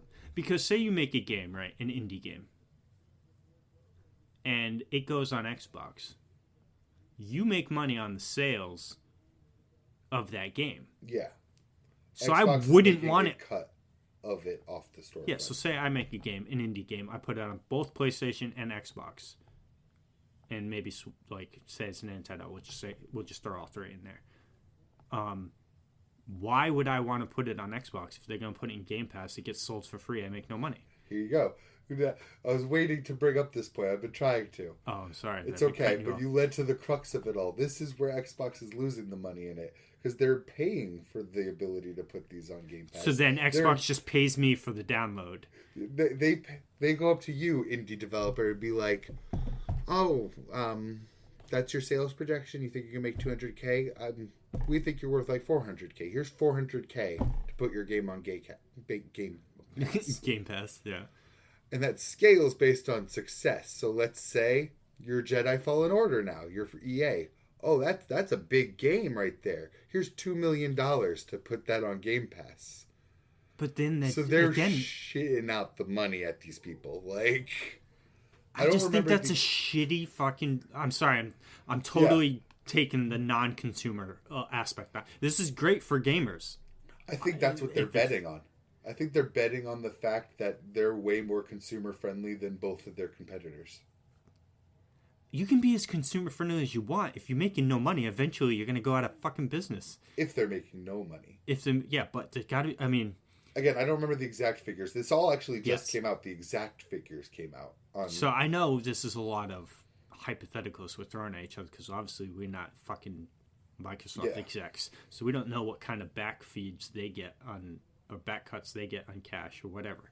But if you give Jedi Fallen Order $2 million and you put it on Game Pass, and every Xbox player ever that has Game Pass, which I'm sure everyone that has an Xbox has a fucking Game Pass. I was gonna say that too. Like, it's such a value proposition that, like, if you own an Xbox, you're stupid for not having Game Pass. So who bought Jedi Fallen Order on Xbox?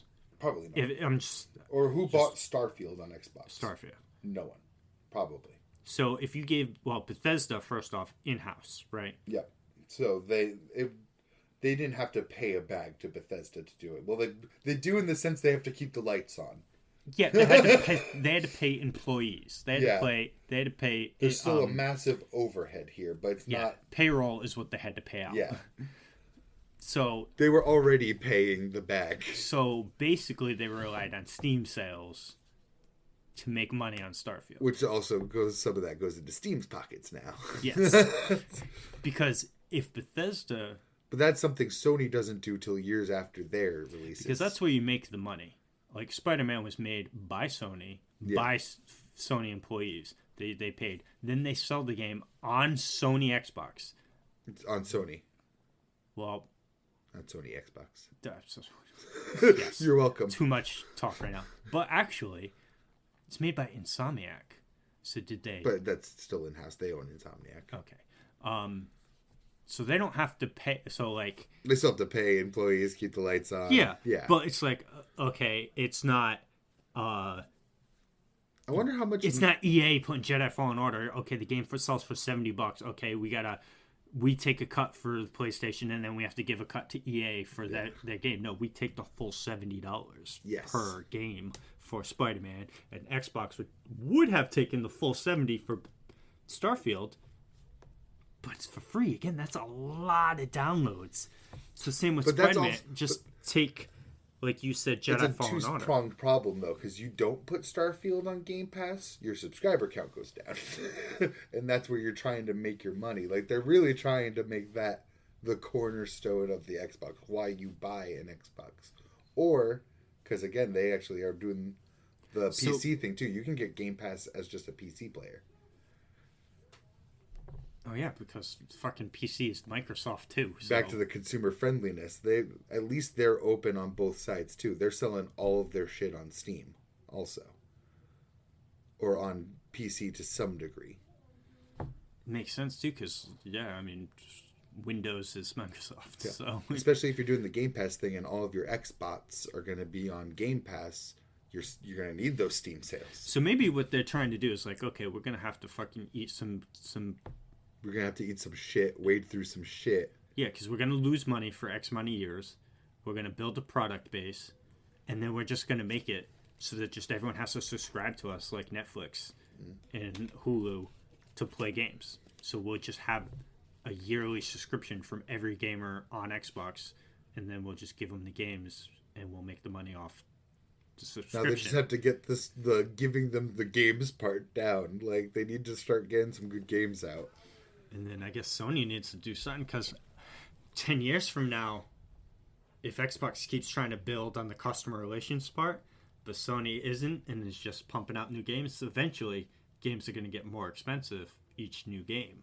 Yes. But if Xbox is still just and even if your $30 a month, you don't really notice, but $70 a month per game, you kind of notice. That's why even if both go up, the subscription's probably going to go up $5, while the box price is going to go up 10 or 20. Like, still outrageous that the download is. I understand a physical copy, but digital should. Every time I hear that, though, I just imagine all the companies putting out a notice being like, "Physical copies now $10 more." That's how I imagine them answering. Yeah.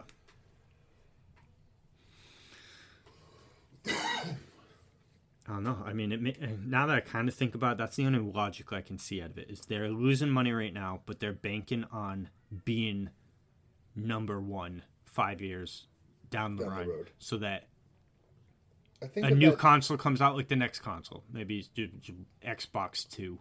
And all these people are like, man, I missed out on Game Pass for 5 years. They got all those games. They got to play that for $20 like a month. I'm still going to stay with Sony. Me too. I mean... I fucking loathe the Xbox controller. I hate the Xbox controller too. But my thing is I've built up... Everyone I know that I play with plays on PlayStation.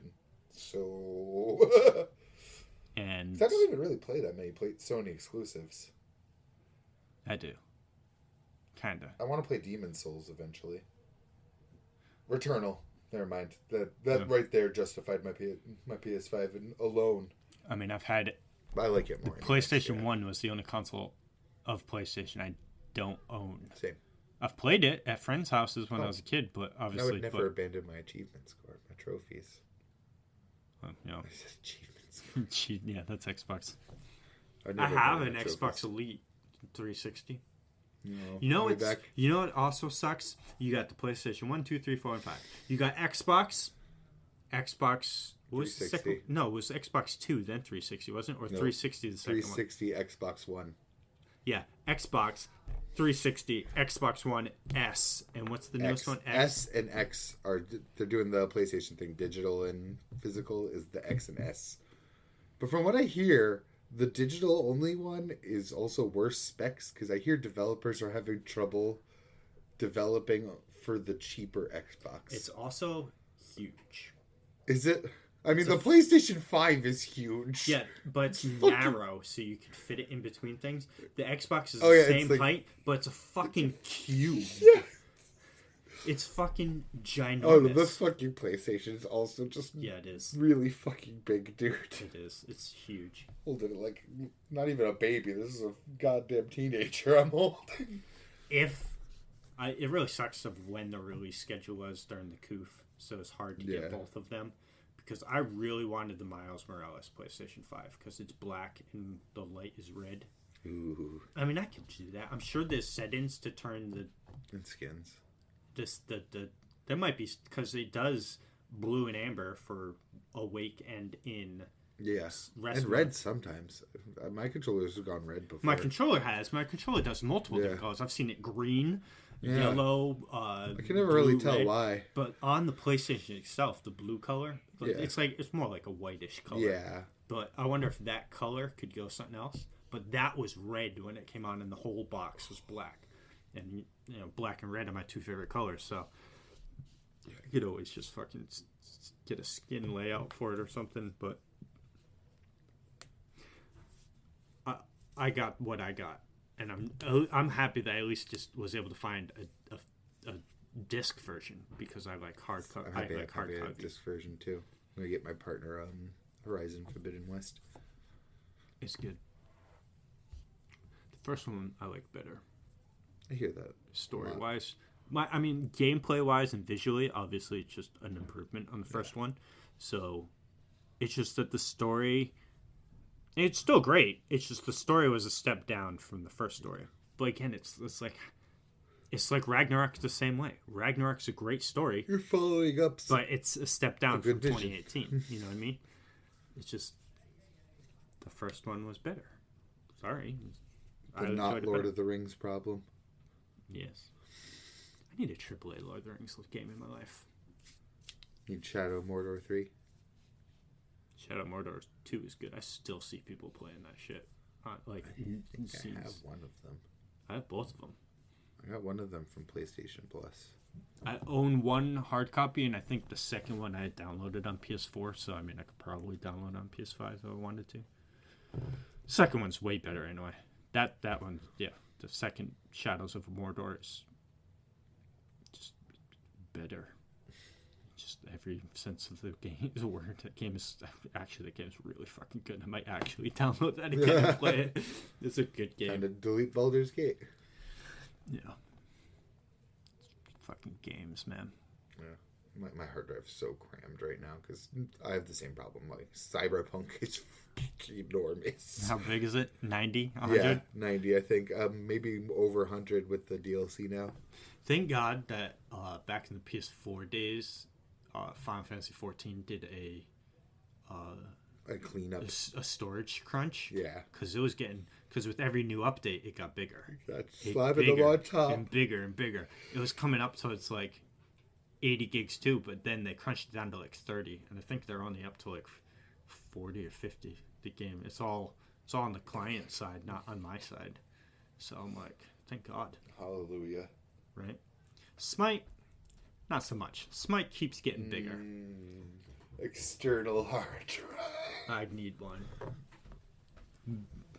Especially because that's how I keep Hollow Knight on me. I save video clips a lot. Like if I have a fucking sick play in Smite, I save it. If I clear any new thing, any new trial, whatever, I like to save the stuff in 14 too. It's saved intentionally, besides like when the trophies and shit come up, since like Paragon. I need to find a setting so that it just takes like. I liked it better when it was just a screenshot for the thing. Why are you doing like 4-second videos? That takes up way more space than just a screenshot. For the trophy? I know. Yeah. It's so bad. Half the time I'm in a menu anyway. I think it's because they realized that when they were taking the screenshot wasn't ever a good moment for the trophy picture. Half the screen. So it said, fuck it. Same Click out thing of though. these 4 seconds. Half the time it's still a fucking It's me walking menu. away from earning the trophy. Yeah. Or you're in a menu. Yeah. It's bad. Because it's like the trophy's delayed sometimes. Like when I got the I'm potion. standing over the body of the thing I killed looking at my loot. Yeah. Exactly. What a moment. Oh, so glorious. Or remember the moment you got that alchemist potion upgrade? You gotta have that clip of you talking to a vendor. Clear a certain quest. Oh, you're just talking to an NPC. Oh, I know I deleted most of my trophy clips. There's one I would have wanted. There's a Risk Your Rain trophy that I really liked. Because it's such a stupid fucking unlock. There's a cliffside in one of the maps that has a cave going like back in towards it. And this is how you unlock one of the items. Like, hats off to whoever found this fucking cave. Like, They probably found it by accident. you had to have been cliff, big and they're like, what the blasted fuck off. is that? Yeah. There's no way you just found this intentionally, unless you were really scouring these fucking maps for secrets. Could have also been data miners, and they got the information from the item in there. And Something in the ground in stage 2. Yeah. These coordinates are wonky. People find everything, man. Well, hats off to them, because that's how I got my fucking platinum trophy. There you go. I mean, all the other ones I had to like work really hard at, but that one was just literally like, oh, I never would have found this. Thank you. The game well, actually, probably Diablo, but the game I'm closest to with my next platinum would be Strikers. Oh, Son it's 5 Diablo. Strikers. But I haven't played that game so long that I would not be able to get that platinum. I should play that next. Strikers? Yeah, I have Strikers from PlayStation I will Plus. fucking knock your teeth out.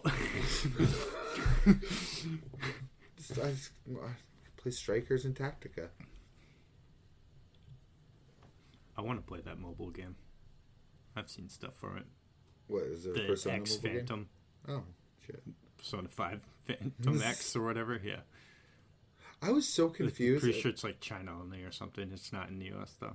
I know that much. I don't know if it's just because I couldn't load the assets, but there was an event in Pokemon Unite that said Phantom Thieves. But I couldn't get any assets loaded, so I don't know if there were skins connected to it or what. I don't recommend playing it.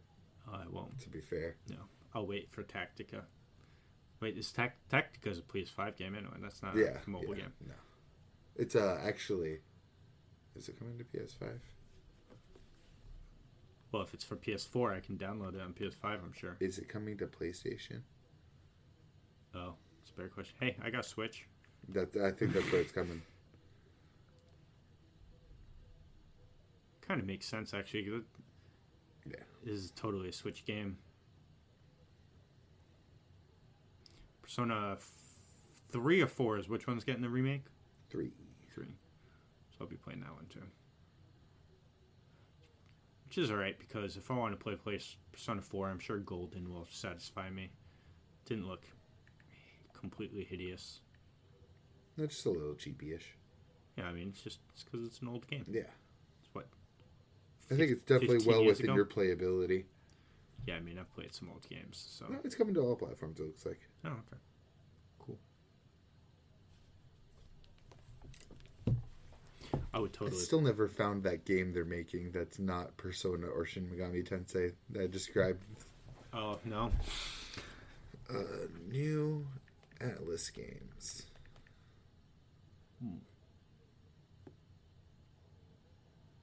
Atlas games. Atlas.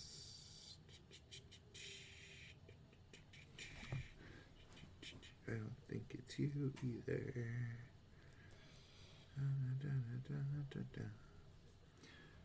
Never gonna find this thing. Yeah, it's just lost. Oh, wait, cause. nope. Oh, Metaphor Refantasio. what the What fuck? the fuck is that? As I said, it was lost cause. Refantasio. Lay it on me. What do we got here? It's got like the dopest looking fucking HUD in like style, just like Persona. Ugh, just like the same pictures. Oh, yeah, it's just like Persona all day. Yeah. I wish I would show the character menu too, because Is that a new game coming out or a game that's out? New game coming out. It has like the most beautiful UI I've ever seen. Like his face being there like that too, with the Persona 5 layout still. I've been tempted to play it again. Really? Always. Just go play 4. Start 4. It's always in my life. 5. Metaphor Fantasy. This probably third worst gaming name I've heard. Hey man, I gotta put it on my PS5 so that I can get the platinum again. I don't know if it would work that way. You try. But it might. And I would do it. I don't think it does, to be fair, unless it's like a PS5 version. Yeah, I think you're right. You play any more anything? Like 7 Remake, any other games? Baldur's Gate? No. You were so I played Diablo. On Baldur's Gate's ass when that came out, and then just... I still love it, but it's Diablo time. Well, it wasn't Diablo time like 2 weeks ago. No, it wasn't. It was Cyberpunk time. Cyberpunk time. Which, to be honest, when I get back on a game, it's gonna be Cyberpunk time. Nice. I'm just really liking it. Well, good that it is a better game now than on release. Which is sad, because I feel like I'd want to take these games by amount of time it'll take to beat them, which would be 7 Remake, Baldur's Gate, because I'm so far into Baldur's Gate, then Cyberpunk. Because I feel like Cyberpunk's going to be a very long game. Could be, especially with some of the last other things they've added to it to bulk up that playtime. And I have the DLC, so I'm going to want to actually play it. Because if you just... I don't know, because this sometimes you could always... I know you're not that kind of guy anyway, but you could always just turn down the difficulty in like 7, but it's not an option for me. I'm not doing that. Yeah. I want my game to still be fun. Because you could probably beat that in 40 hours. Yeah. But there might be some times that you run into a boss that you got to go farm up. So it happened to me. I got to the parts I was like, I got to do some side quests here and get more experience. Really don't want to do side quests, but I plan to do a couple here and there. The side quests in the new one look like they're going to be good because they're going to revolve around the fucking gold saucer and fucking Costa del Sol. All the actual like mini game stuff looks really good. Chocobo Racing. I liked whatever need to make... See the polygonal figures fight again. That was the one I was most interested in. I love Chocobo Racing, so... And it looks amazing in 7 Remake, so... I'm very excited for the rebirth. Oh, you play have you ever played Fall Guys? Yes. It's coming to 14. Really? Next week. Yeah. Like a collaboration, or is it? It's collab. So Fall Guys is getting 14 stuff, and then we're like just straight up in the gold saucer getting Fall Guys. I knew that's what was gonna happen. That's gonna be a nightmare. I already hate the platforming games at the gold saucer. I love them, so I love them, but they piss me off. Yeah. Well, it's like I love to hate them. They had to obviously incorporate 14 elements, like because you can't just put Fall Guys one to one. No. It's literally your characters running through Fall Guys themed obstacle courses. I can imagine in my brain already pissing me off. It's gonna be limited. You walk into a wind AoE zone and get blasted off a platform. I know. Yeah. I can feel it. Swinging ball AoEs. It looks fun as fuck. You should look up videos Giant about it. Fruit floaty blasting at you AoEs. I can feel it. The moment you said it, I played a lot of Fall Guys. Yeah. It's going to be fun. It is. It's pretty lit. I don't know if it's next week sometimes. I don't know if it's like on Halloween, because Halloween might, like, it's October 30th or 31st. Next Tuesday. I forget Halloween's happening. Yeah, I just don't know what day of the week it is. I forget. Whatever October 31st falls on that day. Speaking of which, if it is on Monday, I should check that right now, because next week, if it is, obviously I'll be going out with the little one. Yes. So, let's see. It's on Tuesday. So we're good. Yeah, next Tuesday. That's good. And that's when the Fall Guys will come out on 14 as well. Next Tuesday. So we'll see how that goes. I'm sure it'll be fun. You have what? I'm glad I have it off. Oh, yeah, I'm sure that all the weirdos come out for third shifters. Then I'm just going to want to be with my dog. Not that, I mean, she used to demand to be out, but she's been a very inside dog lately, so not as much to worry about. True. People are wild on Halloween. Yeah. The fucking rebellious blood comes out for whatever reason. Don't want my dog anywhere near that. I wouldn't either. Screw all that. It's kind of like on July 4th, where that's when my dog freaks out the most because she hates fireworks. Oh, yeah. She just complete and utter panic attack the whole time. Anything's going off, she's freaking out like the world's ending. She does not like it. Skittish baby. But I think that's a good place to end it. Just Indeed. fucking game talks. So many. I just want the John Moba. I don't even want it more than Paragon at this point, but I'm not sure. I miss Paragon so much. Bro. We need to just have, like, I could talk so much about that game. We should just have fucking episode just talking about old Paragon. So many old heroes. I'd personally want to save it for when it comes back, but yeah, no, I feel you. But we don't even know, so I'm down. I need my start chilling for it to get the player base ready, going.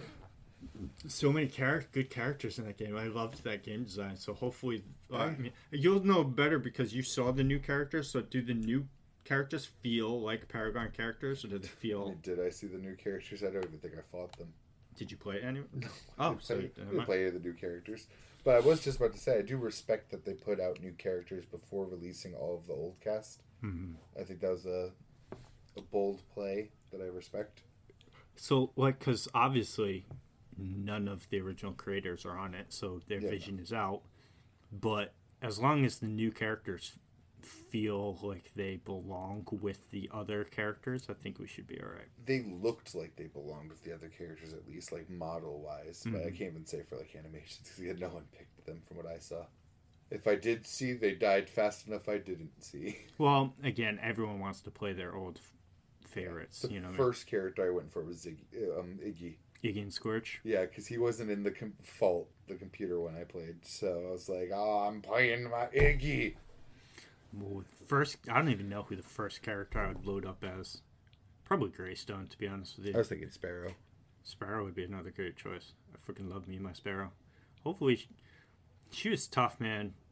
She was like, it's all just next week. Her abilities weren't very good. Her ult was great, but her her passive was good though. Wasn't it like constant moves, attack speed as you hit things? I think so. I'm pretty sure it was. Because I think when I played Mia in Mobile Legends, it reminded me of her. Nice. But yes, it's been the Dukes of Weedom. 36. Take care, y'all. Bachi your Kaguras. Yes. And Kagura, your bachis.